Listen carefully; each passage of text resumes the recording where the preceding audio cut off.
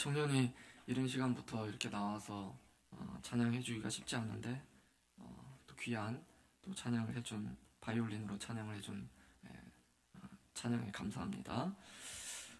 여러분 혹시 기원전 3세기경 그 BC 216년에 이태리 중부에서 벌어졌었던 칸나의 전투라고 들어보셨습니까? 이 전투는 전쟁사에 있어서 포획 선멸전의 대명사로 불리우는 전투이죠. 그러니까 제2차 포에니 전쟁, 로마와 카르타고 간에 있었던 전쟁 중에 일어났던 전투인데요.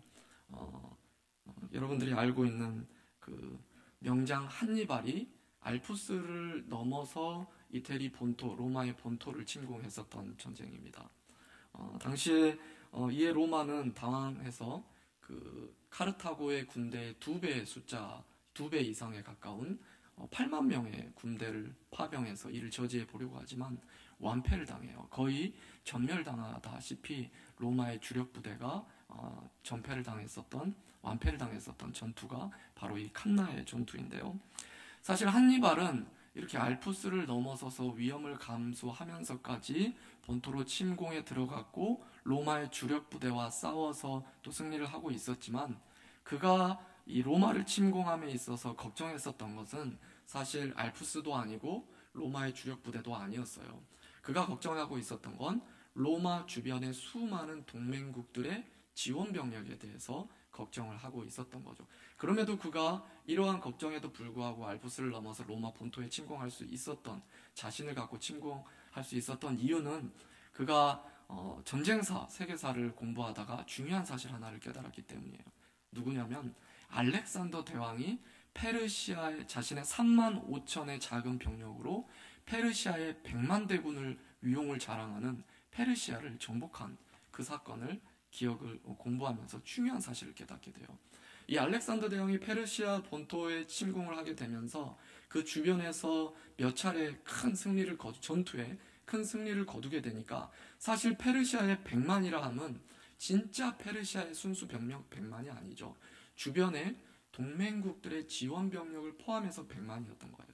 그런데 이 알렉산더가 이 지략을 통해서 이 페르시아 근처에서 큰 전투에 몇 차례 승리를 이루게 되니까 주변에 있던 동맹국들이 이 알렉산더에게 투항을 해버립니다. 그러면서 100만 대군의 위용을 자랑하던 제국 페르시아가 순식간에 무너지는 것을 그가 역사를 통해서 명장 한니발이 깨닫게 됐다라는 것이죠. 그리고 그는 자신 있게 본토를 침공했습니다. 그런데 그의 예상대로라면 본토에서 칸나의 전투를 비롯해서 몇 차례 큰 전투에 승리를 하게 되면 주변에 결속돼 있던 동맹국들이 자신에게 투항하리라 예상과 기대를 했지만 그의 기대대로 되지 않아요.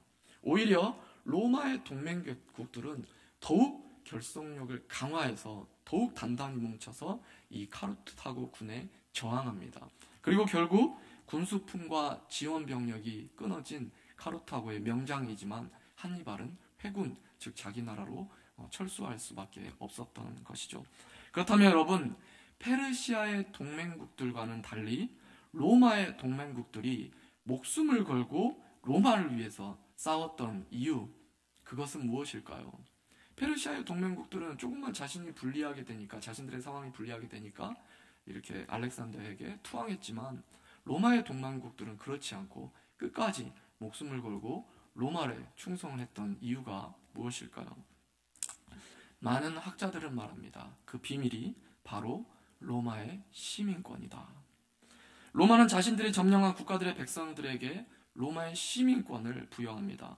로마에서는 노예도 10년 정도가 지나면 자신의 의무가 다하면 자유민이 되어 그리고 시민권을 얻을 수가 있게 되죠. 그리고 그 자녀들은 로마의 도시에서 태어나게 되면 시민권을 또한 부여받게 됩니다.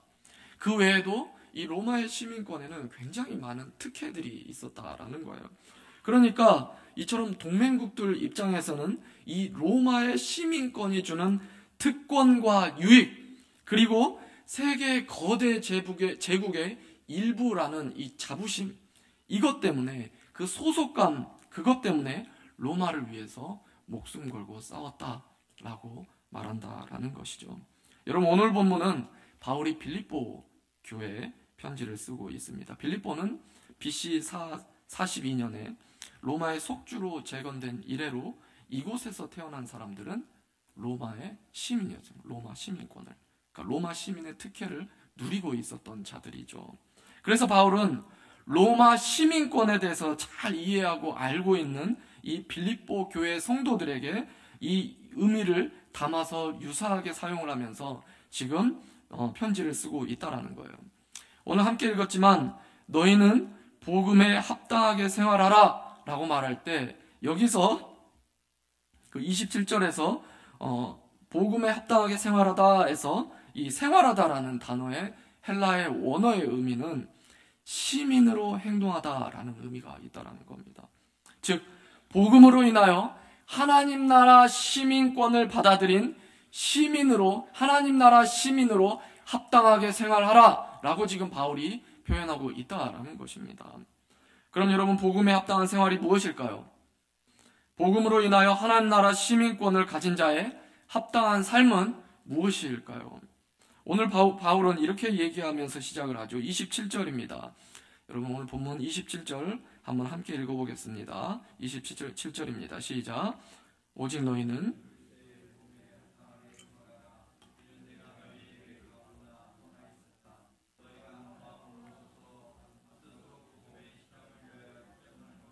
네, 여기서 바울은 이야기합니다. 먼저 너희가 한 마음으로 서서, 영어로 보면 stand firm in one spirit입니다. stand firm, 확고하게 서다. in one spirit, 한 정신, 한 영 안에서. 여러분, 그러니까 우리말로 해석을 다시 하면 한 마음으로 굳건히 서다 이렇게 표현할 수도 있죠. 그런데 여러분, 이 한 마음으로 서서와 한 뜻으로 협력하다를 이렇게 동일한 의미로 이중적인 표현으로 볼 수도 있지만 이렇게 분리해서 의미를 또 생각해 볼 수 있어요. 분리해서 의미를 생각을 한다면 여기서 한 마음은 사실 스피릿이면서 헬라어로는 푸뉴마입니다.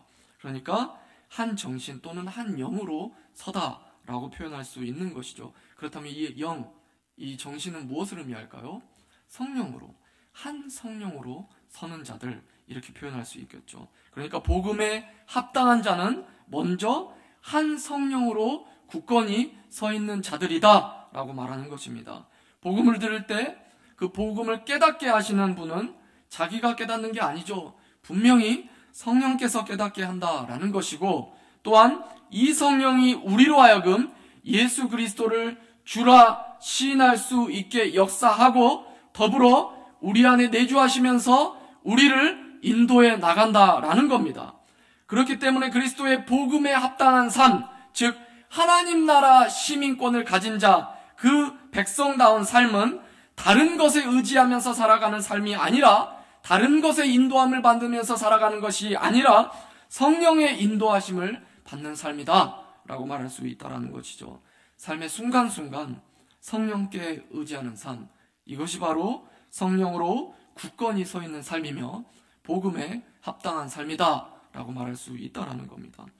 말은 그리스도인이라고 말하면서, 말은 천국 백성이라고 말하면서, 말은 성령이 내 안에 내주한다라고 말하면서, 말은 하나님의 인도하심을 받는다라고 말하면서 모든 것은 자신이 결정하고 자신이 계획하고 결정하고 살아간다면, 기도하지 않고 하나님의 뜻을, 하나님을 사랑하고 이웃을 사랑하라는 하나님의 뜻은 고민하지 않고 살아간다라면 자신이 좋은 대로만 살아가는 삶, 결국 자기 중심성의 의도대로, 자기 중심성의 그 중심이 되어 살아가는 삶은 결코 복음에 합당한 삶도, 천국 백성의 삶도, 천국 시민권을 가진 자의 삶도 아니다 라고 본문이 말하고 있다는 것이죠.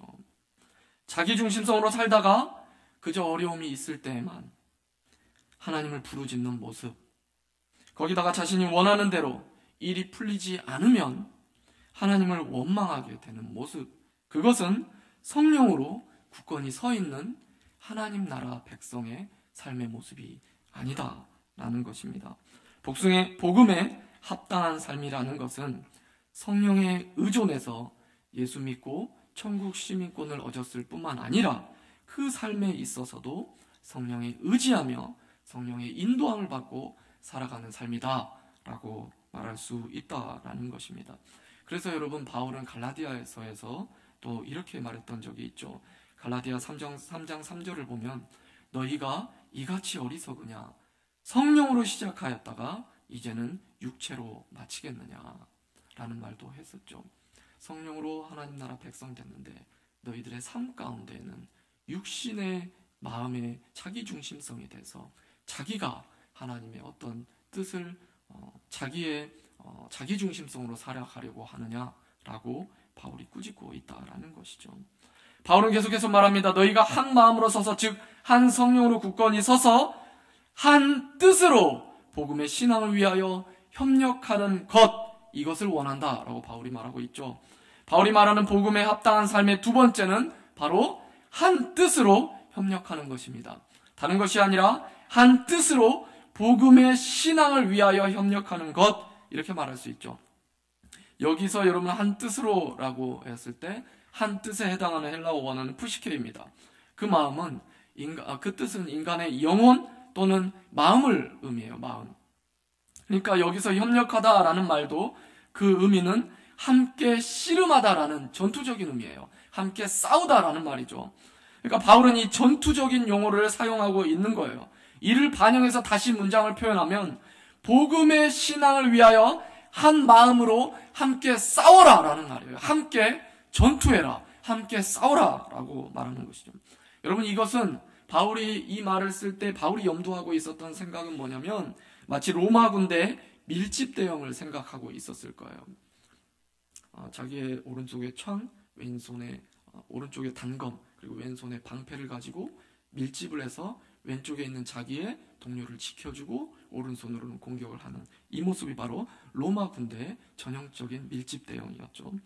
또한 카르타고의 한니발의 군대에 맞서 싸운 로마의 동맹국들을 지금 생각을 하고 있다, 말할 수도 있다라는 것이죠. 함께 싸우는 겁니다. 함께 동맹을 해서 마치 로마의 동맹국들이 그 시민권을 지키기 위해서 협력하고 함께 싸웠던 것처럼 교회는 복음의 신앙, 자신들이 함께 가진 이 시민권을 위해서, 천국 시민권을 위해서 함께 협력하는 모습, 이것이 필요하다라고 바울이 말하고 있다라는 것이죠. 그러니까 복음에 합당한 삶이라는 것은 개인적인 신앙의 부분만 어떤 책임을 부여하고 있는 것이 절대 아니라는 것이죠. 공동체적인 신앙의 연대를 분명히 말하고 있다라는 겁니다. 하나님 나라 시민권은 개인적인 영역에 있어서 책임뿐만 아니라 공동체적인 연대 책임도 분명히 있다라는 것이죠. 교회 안에서 나보다 신앙이 연약한 사람들을 돌아보고 공동체를 위해서 어떤 헌신과 노력이 반드시 필요하다라는 겁니다. 옆에 있는 지체가 믿음이 흔들려서 신앙생활에 위기가 찾아올 때, 또는 교회적인 어떤 어려움이 찾아올 때 자신은 하나님과 신앙이 좋다, 자신만 하나님과 신앙, 열심히 하나님과 은혜 받고 하나님과의 어떤 끈끈한 관계만 이루어진다라는 생각으로 주변을 돌아볼 줄 모른다면 그것은 절대로 복음에 합당한 삶이 아니다라고 바울이 지금 단호하게 이야기하고 있다라는 것이죠. 함께 그 믿음, 그 신앙을 세워나가기 위해서 함께 기도하며 서로 도와주며 성도의 신앙을 흔드는 것들과 흔드는 세력들과 맞서 함께 싸워야 한다라고 말하고 있다라는 것입니다. 그래서 세 번째로 복음에 합당한 삶에 대해서 이렇게 또 연결해서 이야기하는 것이죠. 바로 무엇에든지 대적하는 자들 때문에 두려워하지 말아라입니다. 우리 28절 함께 한번 읽어보겠습니다. 본문의 28절입니다. 함께 있습니다. 시작.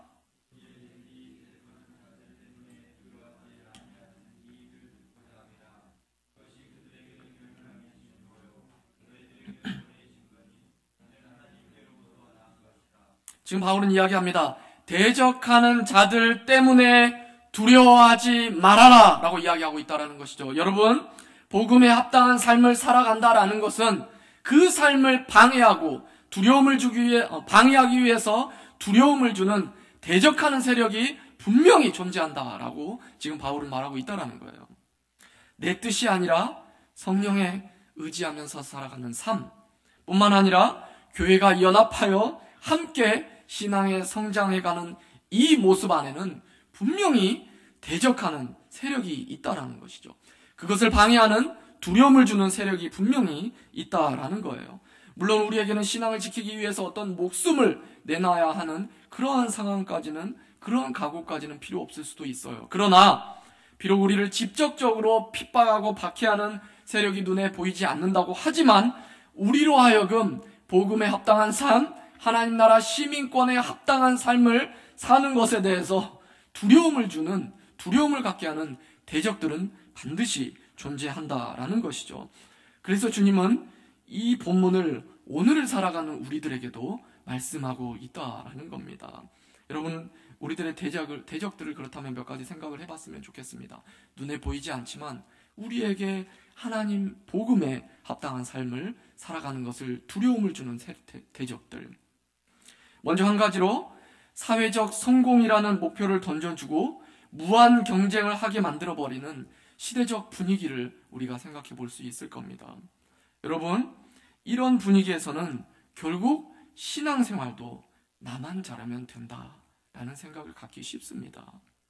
교회를 생각하고 지체를 돌아볼 여유가 없어요. 성공을 위해서 경쟁해야 되기 때문에 하나님 뜻, 성령을 의지하는 삶, 이것이 아니라 자기 열심, 자기 중심성이 강조될 수밖에 없다라는 것이죠. 공동체나 교회, 이것을 생각할 여유가 없어져 버린다라는 겁니다. 다른 거 돌아볼 여유가 어디 있겠습니까? 예전에 어떤 기사에서, 인터넷 기사를 읽다가 폐지 줍는 아주머니가 손수레가 비가 오는 날 넘어졌는데 그것을 옆에 지나가던 군인들이 발견하고 도와줬다라는 훈훈한 그 기사를 제가 읽은 적이 있어요. 그런데 그 댓글 중에 이런 내용이 있더라고요. 예전에는 너무나도 당연한 일이었는데 이것이 이제는 훈훈한 기사거리가 되는군요 라는 댓글을 제가 읽었어요. 맞는 말이에요, 여러분. 어떤 누군가 수레를 끌다가 넘어졌으면 주변에서 그것을 보면 당연히 도와줘야 되겠죠. 그런데 여러분, 성공 또는 경쟁, 너무 삶이 바빠졌어요. 그렇다 보니까 주변에 어떤 사람이 넘어지고 도움이 손길이 필요해도 그것을 관심 가질 마음의 여유가 없어요. 자기 갈 길 바쁘다라는 것이죠. 그렇기 때문에 어쩌면 너무나도 당연한 일이 이 시대의 기사거리, 훈훈한 마음 따뜻한 기사거리가 될 정도로 지금의 시대가 너무 바쁘고 자기 일에만 몰두하고 집중되는 시대적 상황, 어떤 분위기가 되어버렸다라는 것이죠. 경쟁적인 사회 분위기, 이것이 복음에 합당한 삶을 방해하는 무서운 대적 중에 하나일 수 있다라는 것입니다. 또 한 가지, 여러분, 각종 매체들, 영화나 TV, 드라마, 예능, 광고 등에서 끝없이 쏟아져 나오는 이른바 행복이라고 포장되어서 우리에게 다가오는 욕망을 자극하는 문화를 우리가 생각해 볼 수 있어요. 요즘 여러분, 연예인들 여행하는 프로그램, 맛집, 집 공개하면서 온갖, 또는 SNS에 그런 것들 자랑하면서 부추기는 분위기, 더 많이, 더 새로운 것, 더 좋은 것에 대한 욕망들, 멋진 곳 한가롭게 여행하면서 화려하고 아름답게 자신을 가꾸어 나가면서 좋은 곳 소유하고 살아가면 그것이 바로 행복이다 라고 우리의 욕망을 자극하는 이 사회적 풍조 또한 우리가 복음에 합당한 삶을 살아가는 것을 두렵게 만드는 또한 한 가지 대적일 수 있다라는 것이죠.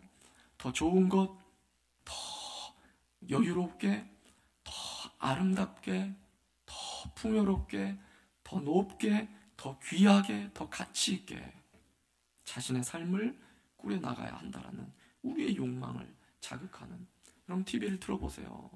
영화를 보세요. SNS에 들어가 보세요. 얼마나 이런 메시지가 많습니까? 그리고 또 한 가지, 정말로 무서운, 우리 잘 드러나지 않는 대적이면서도 정말로 무서운 세력이라고 말할 수 있죠. 어쩌면 이것이 가장 거대한 우리 교회 공동체성을 방해하는 세력일 수 있습니다. 바로 자립성의 숭배라고 말할 수 있어요. 서점에 가보면 가장 인기 있는 베스트셀러들이 자기계발서예요. 여전히 베스트셀러에 이 자기계발서들이 자리 잡고 있어요. 이것들은 자신 안에 있는 능력을 더 많이 끌어내도록 도와주는 긍정적인 효과도 분명히 있습니다. 그래서 우리가 읽어야 되죠.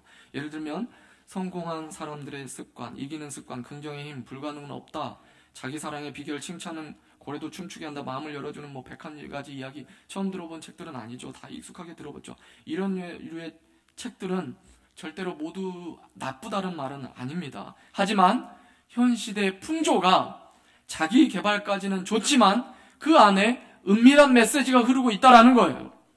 무서운 메시지가 흐르고 있다라는 거예요. 자신이 모든 것을 할 수 있는, 자신 안에 모든 것을 할 수 있는 능력이 있기 때문에 하나님의 은혜 또는 성령의 능력에 의지하려는 생각들이 점차 망각되어 갑니다. 뿐만 아니라 자신이 모든 것을 할 수 있는 자신 안에 잠재력이 있기 때문에 서로 협력할 필요성도 점차 망각되어 가게 된다라는 것이죠. 그것을 우리 무의식 가운데 계속해서 속삭이는 메시지라는 거예요.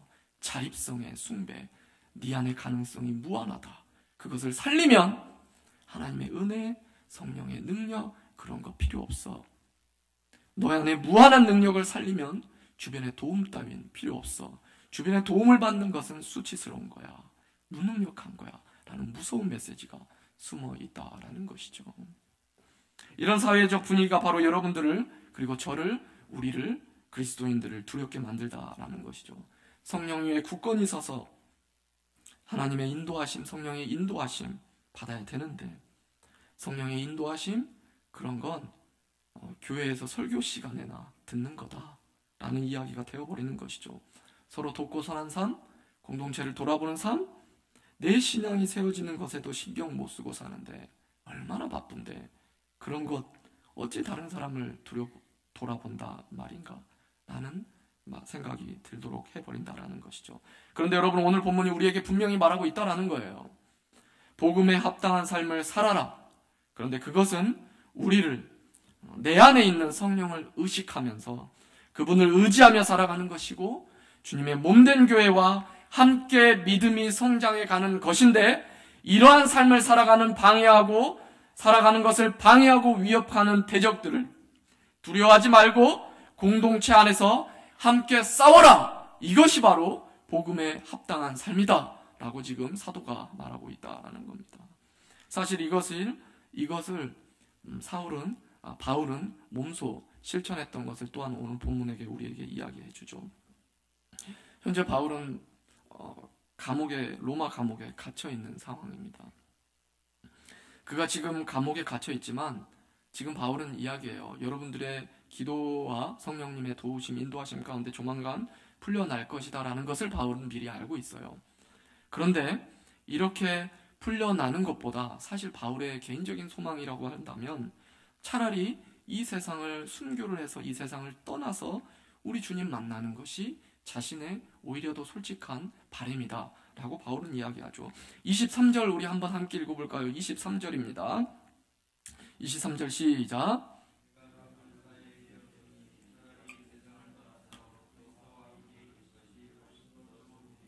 바울은 이야기합니다.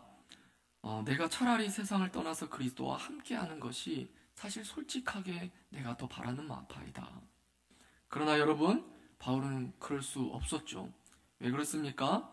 바울은 분명하게 성령의 인도하심을 받고 있었어요.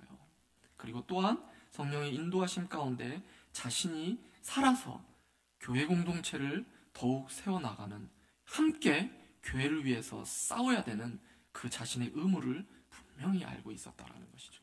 그것이 바로 복음에 합당한 삶이라는 걸 자신이 알았고, 자신이 살아냈고, 또한 자신이 살고 있고, 그것이 당연한 복음에 합당한 삶이다 라고 지금 바울이 말하고 있다라는 겁니다. 24절 25절 이렇게 말합니다. 내가 육신으로 있는 것이 너희를 위하여, 너희는 빌립보 교회를 말하고 있죠. 내가 살아있는 것이 너희를 위해서 더 유익이 된다. 이것이 성령께서 나에게 인도하시는 바이다. 25절 내가 살 것과 너희의 믿음의 진보와 기쁨을 위하여, 바로 너희들의 발전을 위하여 너희 무리와 함께 거할 이것을 확실히 알고 있다. 그러니까 나는 공동체를 위해서, 함께 성장을 위해서 싸워나가는 것이 바로 복음에 합당한 삶이라는 것을 내가 알고 지금 너희에게 말하고 있다 라고 바울이 말하고 있다는 것이죠.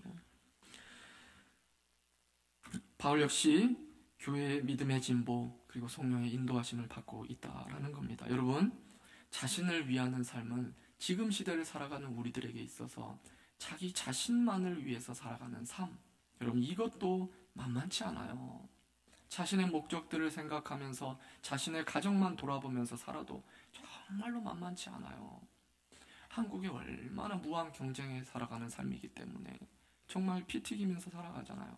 내가 살지 않으면, 남을 밟고 올라가지 않으면 내가 밟히는 그러한 경쟁 사회 가운데 살아가는데 자기만을 위해서 살아가는 것도 솔직히 쉽지 않죠. 남이 가진 것 나도 누리고 싶고요. 또한 그럼 내가 남이 가진 것 내가 누리고 싶다면, 그런 꿈을 갖고 살고 싶다면 그만큼 내 삶에 더 집중을 해야 되고 다른 사람들의 관심을 끊어내야 되겠죠. 그런데 우리 주님 우리에게 말하고 있다는 거예요.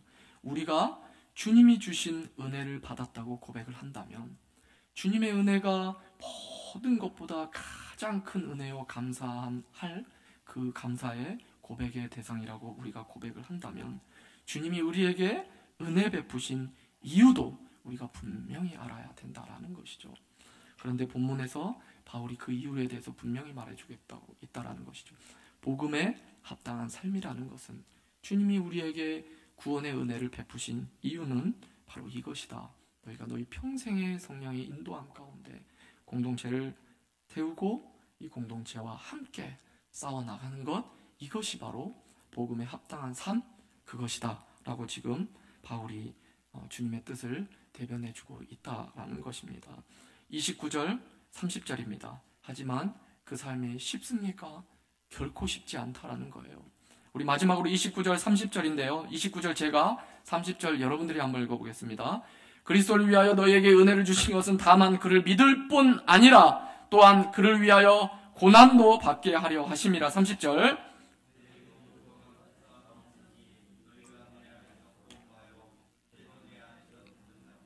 여러분, 그리스도께서, 하나님께서 우리에게 예수를 믿게 되는 놀라운 은혜, 구원의 은혜를 준 것은 고난도 함께 받기 위함이다 라고 말하는데, 고난이라는 것은 그저 괴롭힘을 당하고 그저 힘든 어떤 그런 것을 의미하는 게 아닙니다.